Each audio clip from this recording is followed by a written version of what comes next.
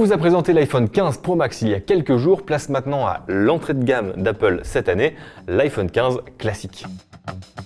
Comme toujours, on a passé au peigne fin ce nouveau smartphone dans nos labos et voici ce qu'on en a retenu. À la fin de ce test, vous connaîtrez ses points forts, ses points faibles et on vous dira surtout si ça vaut le coup d'acheter la version 2023. C'est parti. On commence comme toujours avec l'ergonomie et le design du produit. Si les versions Pro Max font généralement ce qu'elles peuvent pour s'éloigner du modèle précédent, c'est moins le cas de la version de base. L'iPhone 15 n'échappe pas vraiment à ce constat. On est toujours sur un boîtier en aluminium de 171 grammes, soit juste un petit gramme de moins que l'iPhone 14. Pas de bouton action contrairement à la version Pro Max, mais on garde le switch permettant de passer du mode silencieux au mode sonnerie. Petite nouveauté appréciable tout de même, la coque dorsale est désormais mate, donc plus de traces de doigts. Évidemment, le gros changement, c'est le port USB-C sur la tranche inférieure à la place du traditionnel Lightning. Une petite révolution qu'Apple n'a pas vraiment choisi pour faire plaisir, mais plutôt pour se conformer à l'avance à une directive européenne. Petit bémol, pour ce modèle et la version 15+, la marque à la pomme a conservé la norme USB 2.0 qu'on avait déjà sur le format Lightning et qui permet des débits de transfert bridés à 480 Mbps par seconde. Et quand on sait que les modèles Pro et Pro Max peuvent grimper jusqu'à 10 Gigabits avec leur norme USB 3.0, et ben c'est un peu rageant. Comme souvent, la version de base du nouvel iPhone récupère par ailleurs plusieurs éléments de la version Pro Max de l'an dernier. Cette année, l'écran de l'iPhone accueille par exemple le Dynamic Island qui avait tant fait parler en 2022 sans que l'on parvienne à régler la question de son utilité réelle. On vous laisse juger en commentaire. Pour cette première partie, on part donc sur un solide 4 étoiles. On passe à l'écran et là encore vous allez voir qu'on reste sur du classique. On est sur une dalle OLED 6,1 pouces avec une définition de 1179 x 2556 pixels et un taux de rafraîchissement fixé à 60 Hz là où beaucoup de concurrents atteignent 120 Hz, ce qui est donc un peu décevant.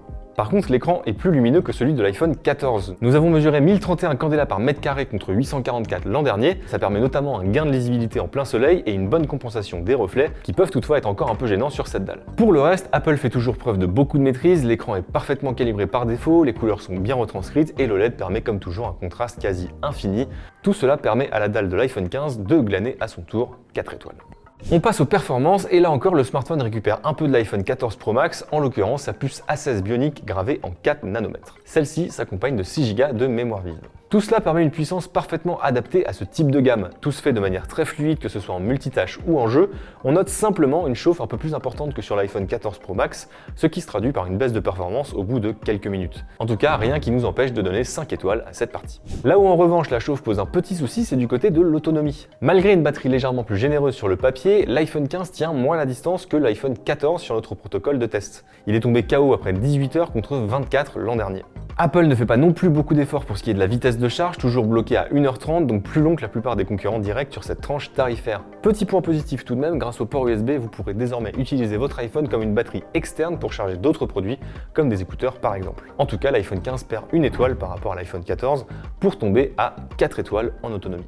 Terminons avec la partie photo. Si de visu, on pourrait croire que rien ne change avec les deux objectifs dorsaux, il y a en fait un peu de nouveauté. Apple a en effet troqué l'habituel capteur 12 mégapixels pour un capteur 48 mégapixels, toujours affublé d'un grand angle équivalent 26 mm à ouverture f1.6. Le résultat est saisissant. Grâce à un très bon traitement logiciel, ce module fait aussi bien, voire même un peu mieux que l'excellent Google Pixel 7 Pro, au moins au centre des clichés où les détails et textures sont très bien rendus. C'est un peu moins vrai sur les bords de l'image, mais ça reste satisfaisant. En revanche, de nuit, le match est largement à l'avantage du Pixel, l'image de l'iPhone est entachée de pas mal de bruit numérique, même si le capteur fait ce qu'il peut pour maintenir un niveau de détail acceptable.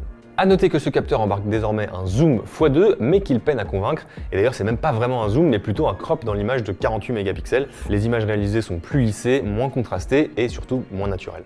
Le second module reconduit l'ultra grand angle 12 mégapixels de l'an dernier, mais là aussi c'est loin d'être parfait. L'iPhone 15 fait clairement moins bien que le Pixel 7 Pro sur le même terrain, les détails sont moins riches même de jour, même si Apple compense avec une meilleure gestion d'exposition. En basse luminosité, c'est pire, avec une image brouillonne, bruitée et peu lisible.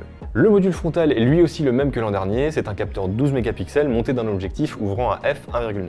Le mode portrait est toujours aussi bien fichu et est rejoint par un mode nuit, jusque-là réservé aux modules dorsaux. Côté vidéo, on peut toujours filmer jusqu'en 4K 60 images par seconde. Tout ça pour dire que l'iPhone 15 fait largement ses preuves en photo, au moins en ce qui concerne son module grand angle. Ceci dit, l'absence d'un vrai téléobjectif le pénalise et ce manque de polyvalence lui fait perdre quelques points par rapport à ses concurrents.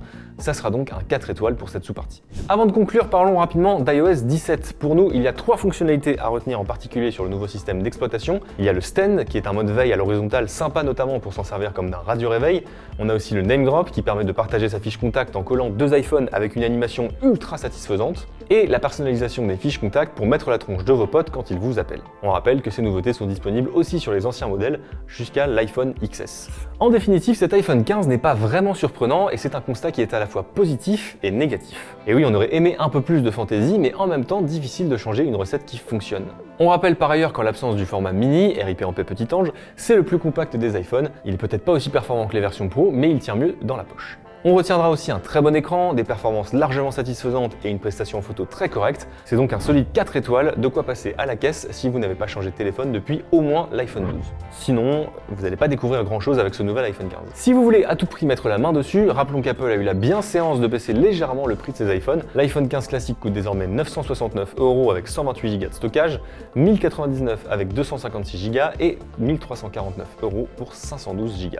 Voilà, c'est tout ce qu'on avait à vous dire sur cet iPhone 15, j'espère que ce test vous a plu. N'hésitez pas à nous dire en commentaire vos retours ou vos attentes sur ce nouveau smartphone et bien sûr à vous abonner si ce n'est pas déjà fait. Salut!